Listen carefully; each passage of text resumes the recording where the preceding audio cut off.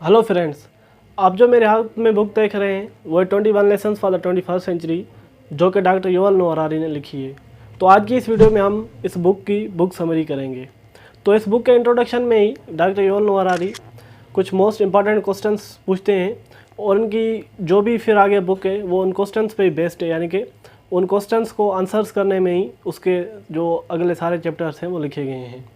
तो आइए देखते हैं कि इंट्रोडक्शन में वो कौन से इंपॉर्टेंट क्वेश्चन हैं जो कि डॉक्टर युवल नोआ हरारी पूछते हैं। तो वीडियो पे चलने से पहले मैं आपको रिक्वेस्ट करूंगा कि अगर आपने चैनल को सब्सक्राइब नहीं किया तो चैनल को सब्सक्राइब करें, वीडियो को लाइक करें और अपने फ्रेंड्स के साथ शेयर करें। जो सबसे पहला इंपॉर्टेंट क्वार्टन है वो है what is happening right now, यानी कि दुनिया में अब क्या हो रहा है 21st सेंचुरी में। उसके बाद जो नेक्स्ट क्वेश्चन है वो है what are today's greatest challenges and choices, what should we pay attention to, यानी कि हमें किस चीज़ पर अटेंशन देनी चाहिए। उसके बाद जो लास्ट क्वेश्चन है वो है what should we teach our children, यानी कि हमें अपने बच्चों को क्या पढ़ाना चाहिए। तो उसके बाद इस बुक में जो 21st सेंचुरी के बड़े सवालात हैं तो और जो बड़े इश्यूज़ हैं उनको ही डिस्कस करते हैं डॉक्टर युवल नोआ हरारी। तो आइए देखते हैं उन प्रॉब्लम्स को one by one. 21st century में जो सबसे बड़ा इशू है वो है जॉबलेसनेस, यानी कि बेरोज़गारी बढ़ जाएगी। नेचुरली इंसान में दो तरह की एबिलिटीज़ होती हैं, एक फ़िज़िकल एबिलिटीज़ और दूसरी कॉग्निटिव एबिलिटीज़।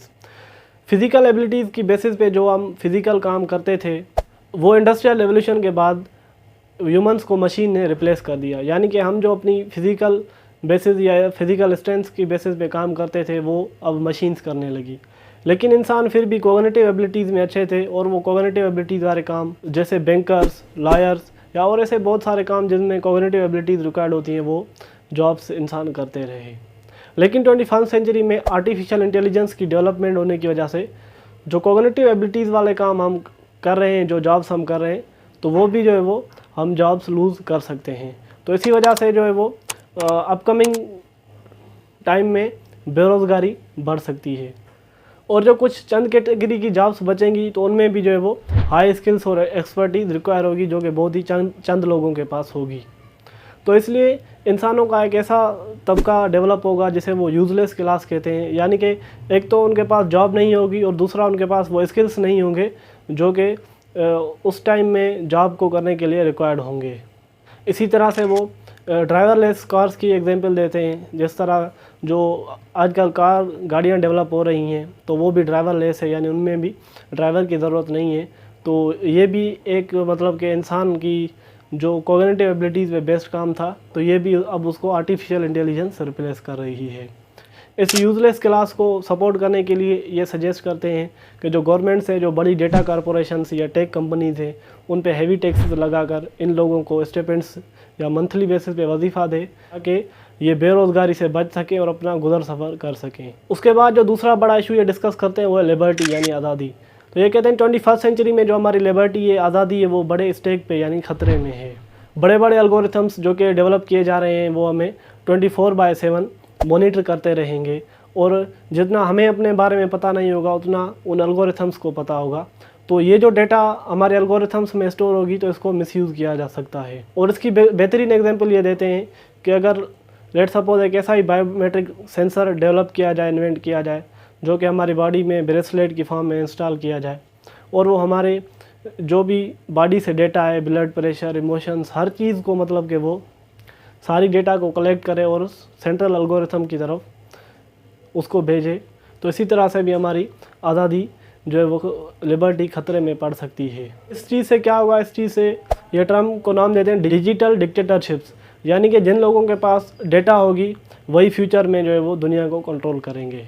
उसके बाद जो बड़ा इशू ये डिस्कस करते हैं वो है टेररिज्म, और ये बताते हैं कि टेररिस्ट जो है वो masters of the mind control है, यानी कि लोगों के या हुकूमतों के माइंड को कंट्रोल करना अच्छी तरह जानते हैं, क्योंकि वो थोड़ी बहुत वायलेंस से ही करोड़ों लोगों को खौफज़दा कर देते हैं और फिर गवर्नमेंट्स को अपने प्लान्स के मुताबिक एक्ट करने पर मजबूर कर देते हैं, जिसकी वजह से उन्हें कामयाबी मिलती है। और दुनिया में हर साल 1.25 मिलियन लोग एक्सीडेंट से मरते हैं और उससे भी ज़्यादा 3.5 मिलियन लोग डायबिटीज़ से मरते हैं और उससे भी ज़्यादा 7 मिलियन लोग एयर पॉल्यूशन की वजह से मरते हैं।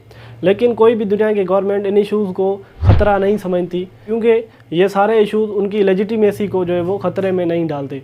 लेकिन टेररिस्ट की जो एक्ट्स हैं वो उस गवर्नमेंट्स की टेरिटरी में उनकी लेजिटिमेसी को ख़तरे में डालती हैं, और टेररिस्ट की इन छोटी छोटी एक्टिविटीज़ की वजह से जो है वो बड़ी बड़ी दुनिया की जो ताकतें हैं वो भी ओवर रिएक्ट कर जाती हैं, जिससे टेररिस्ट को ही फ़ायदा होता है। उसके बाद ये बात करते हैं एजुकेशन पे कि जो भी हम 21st सेंचुरी में अपने बच्चों को पढ़ा रहे हैं वो 2050 तक यूज़लेस यानी उनके किसी काम का नहीं होगा और वो आउटडेटेड हो चुका होगा। हमारा जो एजुकेशन सिस्टम है वो रोट लर्निंग वाला एजुकेशन सिस्टम है, यानी कि क्रेमिंग जिसको हम कह सकते हैं। चीज़ों को हम जो है वो स्कूल्स में सिर्फ बच्चों को जो है वो चीज़ों को याद करवाते रहते हैं। पहले ज़माने में तो किसी हद तक ये ठीक था क्योंकि इन्फॉर्मेशन जो है वो बहुत ही कम थी।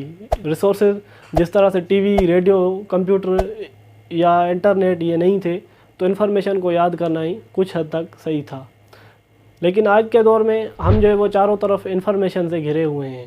जिस तरह से देख सकते हैं हम गूगल में कोई भी चीज़ जो है वो हमें ना आए तो उसको उसी तरह फिंगर टिप्स पे सर्च करके हम देख सकते हैं, और किसी भी चीज़ को जो है आज के दौर में हमें याद करने की ज़रूरत नहीं है। और हमें अपने बच्चों को बजाय रोट लर्निंग के उन्हें हाउ टू थिंक या हाउ टू प्रोसेस इन्फॉर्मेशन जैसी चीज़ें पढ़ाई जाएं। और ये 4 C's का फार्मूला भी सजेस्ट करते हैं, यानी कि क्रिटिकल थिंकिंग, कम्युनिकेशन, कोलाबोरेशन और क्रिएटिविटी। उसके बाद ये फेक न्यूज़ पे बात करते हैं और ये बताते हैं कि किस तरह से जो है वो फेक न्यूज़ से हमारे इमोशंस को कंट्रोल किया जाता है। A lie told once remains a lie, but a lie told 1000 times becomes truth. और आज की एडवर्टाइजिंग कंपनीज़ हमारे साथ यही कर रही हैं। उसी झूठ को हमें बार बार दिखाकर उसको जो है वो हम फिर बार बार देकर सच मानने लगते हैं। जिस तरह से कोका कोला की एडवर्टाइजिंग देख लें तो कोका कोला के एडवर्टाइजमेंट में हम देखते हैं नौजवान लड़के और लड़कियां कोका कोला पीते और खेलते कूदते दिखाई देते हैं, लेकिन हकीकत में ऐसा नहीं है। कोका कोला पीने से कोई हमें एनर्जी नहीं मिलती, लेकिन इसका उल्टा नुकसान है और हम डायबिटीज़ जैसी बीमारियों में मुब्तला हो जाते हैं। तो जितना हो सके हमें इस फेक न्यूज़ से बचना चाहिए और सही इन्फॉर्मेशन हासिल करने के लिए हमें जो है वो रिसर्च करनी चाहिए। और सबसे जो ज़्यादा एक्यूरेट और जो सही इन्फॉर्मेशन है वो हमें साइंटिफिक लिटरेचर में ही मिल सकती है। उसके बाद ये इकोलॉजिकल चैलेंजेस की बात करते हैं और ह्यूमन एक्शंस की वजह से जो हमारी धरती का एनवायरनमेंट है वो दिन ब दिन जो है वो तबाह होता जा रहा है।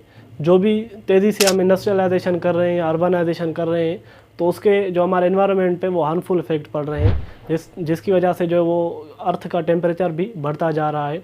तो इस टेम्परेचर बढ़ने की वजह से क्या होगा कि इरेगुलर वेदर पैटर्न्स होंगे और कुदरती आफतें आएंगी, जिस तरह से फ्लड्स हो गई, अर्थक्वेक्स हो गए, हुरिकेन्स हो गए, जिससे लाखों लोग जो है वो हर साल जो है वो लुकमा अजल बनेंगे या फिर बेघर हो जाएंगे। तो ये जो है वो इस इकोलॉजिकल चैलेंज या क्लाइमेट चेंज की वजह से भी बड़ा ह्यूमन क्राइसिस जो है वो हो सकता है। तो इसको ओवरकम करने के लिए जो है वो दुनिया की गवर्नमेंट्स को चाहिए कि मिलकर क्लाइमेट चेंज पर काम करें, क्योंकि अगर एक भी मुल्क जो है वो इस चीज़ को नहीं मानता तो वो अपने एक्शन से पूरी अर्थ की जो इन्वायरमेंट है तो उसको ख़तरे में डाल सकता है। तो फ्रेंड्स, ये थे कुछ main issues 21 lessons for the 21st century में से जो मैंने आपके साथ शेयर किए। वीडियो अच्छा लगा हो तो लाइक करें, चैनल को सब्सक्राइब करें। मिलते हैं नेक्स्ट वीडियो में, तब तक के लिए अल्लाह हाफिज़।